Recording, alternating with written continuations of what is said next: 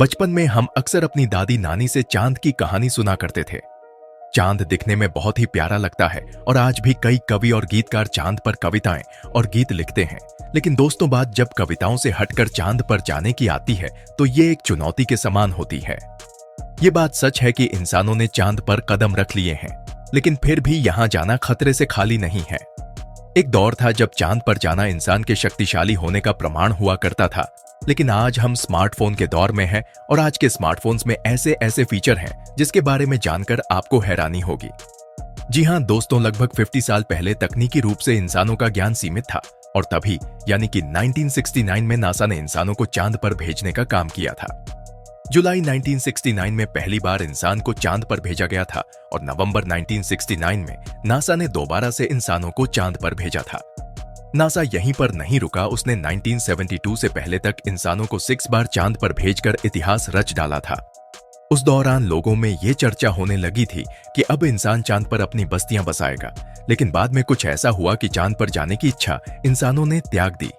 आज के टॉपिक में हम यही जानेंगे कि चांद क्यों इतना भयानक और डरावना है। तो चलिए बिना देरी किए हुए शुरू करते हैं। दोस्तों, जब नील आर्मस्ट्रांग 2 अन्य एस्ट्रोनॉट्स के साथ चांद पर गए थे, तब कुछ समय के लिए उनका प्रसारण रोक दिया गया था। दरअसल वो कुछ कहना चाहते थे, लेकिन तभी प्रसारण को जानबूझकर रोक दिया गया था। चांद पर 2000 से 2500 मीटर तक के ढेरों टावर हैं, लेकिन इसकी जानकारी इंसानों तक नहीं आने दी गई। ऐसा माना जाता है कि ये टावर एलियंस ने हजारों साल पहले पृथ्वी पर नजर रखने के लिए बनाए थे और ये सच है कि इन्हीं टावरों से जुड़ी जानकारी के लिए नासा ने इंसानों को कई बार चांद पर भेजा है और जब आखिरी बार इंसान चांद पर गया तो उन्हें वहां एलियंस मिले थे। ऐसा कहा जाता है कि एलियंस ने इंसानों को वहां दोबारा न आने की धमकी दी थी। ये बात खुद आर्मस्ट्रांग ने एक इंटरव्यू में कही थी। उनके अनुसार उनके यान का पीछा एक एडवांस टेक्नोलॉजी वाले यान ने किया था। साथ ही उन्होंने चांद पर संगीत बजने वाली आवाज भी सुनी थी। इसका जिक्र कभी भी नासा ने नहीं किया, लेकिन अंतरिक्ष यात्रियों की माने तो एलियंस चांद पर आते जाते रहते हैं। उनके अनुसार चांद पर उनका अपना देश भी है। वो कहते हैं कि चांद अंदर से खोखला है और चांद की सतह पर एलियंस ने अपना ठिकाना बनाया हुआ है। अब ये ठिकाना स्थायी है या अस्थायी, ये कहा नहीं जा सकता। दोस्तों, एक सवाल ये भी है कि जब 50 साल पहले इंसान चांद पर जा सकते थे, तो आज विज्ञान की इतनी तरक्कियों के बाद भी कोई भी स्पेस एजेंसी इंसानों को चांद पर क्यों नहीं भेजती? ये बात हैरान करती है। हालांकि कुछ समय पहले नासा के एक प्रवक्ता ने यह कहा है कि शायद 2028 तक इंसानों को चांद पर फिर से भेजा जाए।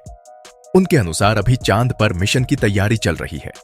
हम सभी जानते हैं कि 21 जुलाई 1969 को नील आर्मस्ट्रांग चांद पर कदम रखने वाले पहले इंसान थे। लेकिन नील आर्मस्ट्रांग ने अपने इंटरव्यू में यह बताया कि वहां पहले से किसी के पैरों के निशान मौजूद थे और वापसी से पहले उन्होंने वहां पर कूड़े की थैली भी फेंकी थी, जो आज भी वहां उसी प्रकार होगी। क्योंकि चांद पर कोई वातावरण नहीं है और ना ही वहां बारिश होती है, इसीलिए वहां फेंकी गई हर चीज और हर निशान आज भी बिल्कुल वैसी ही है। नासा के अनुसार चांद पर किसी तरह का जीवन नहीं बन सकता। चांद पूरी तरह से बेजान और बंजर है और यही कारण है कि मनुष्य का चांद पर जाना किसी भी तरह से हितकारी नहीं है।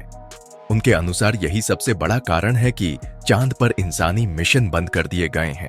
लेकिन दोस्तों, कई लोगों के अनुसार अमेरिका सहित कई देश बार बार चांद पर जाते तो हैं, लेकिन इसके बारे में खुलकर चर्चा नहीं करते। चांद से जुड़ी इन गुप्त मिशनों की कड़ी एक रहस्यमयी कड़ी है। चांद के निर्माण के विषय में वैज्ञानिक ये कहते हैं कि बहुत पहले एक पिंड की टक्कर हमारे पृथ्वी से हो गई थी। जिस पिंड के 2 टुकड़े हो गए थे, उस पिंड के छोटे टुकड़े को आज हम चांद के रूप में जानते हैं। दूसरी ओर वैज्ञानिकों के अनुसार चांद का अस्तित्व हमारी पृथ्वी से पुराना है, क्योंकि जब चांद की मिट्टी से मिले तत्वों की जांच की गई तो उसे लगभग 5 अरब 30 करोड़ साल पुराना माना गया।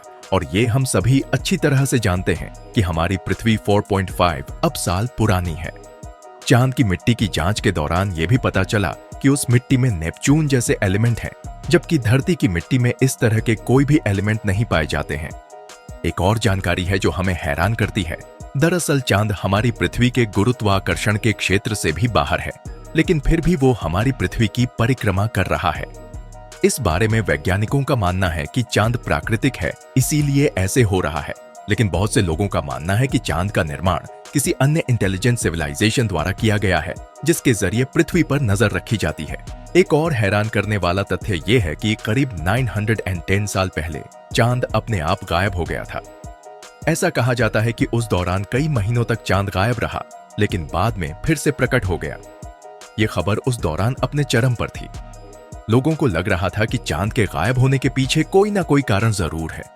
तभी से सभी धर्म के लोगों ने चांद की पूजा करनी शुरू कर दी।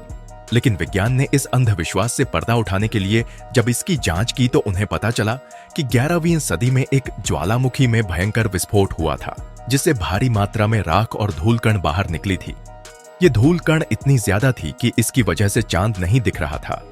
हालांकि दूसरी ओर सूरज रोजाना अपने समय पर निकल रहा था। खैर, जो भी हो, सच तो यही है कि पिछले 50 सालों से चांद पर इंसानी मिशन नहीं किए जा रहे हैं। आपको क्या लगता है, कोई भी स्पेस एजेंसी चांद पर मिशन क्यों नहीं कर रही? क्या चांद पर कुछ ऐसा है जिससे इंसानों को खतरा है? दोस्तों, आज के टॉपिक में इतना ही। मिलते हैं अगली टॉपिक के साथ। तब तक के लिए धन्यवाद।